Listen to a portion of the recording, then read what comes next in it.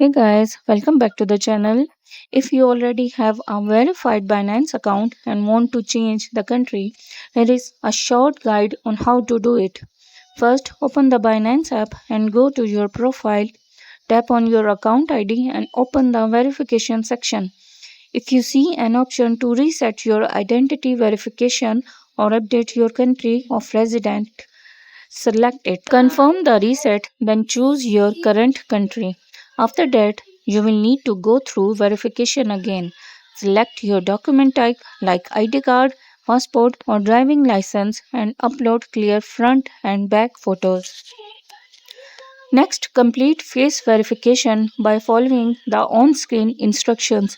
Then, submit proof of address such as a utility bill or bank statement. Once submitted, your request will go under review, which usually take around an hour or more. After approval, your Binance account country will be updated and your verification status will be refreshed. That's it. Your Binance country change is complete. Thanks for watching.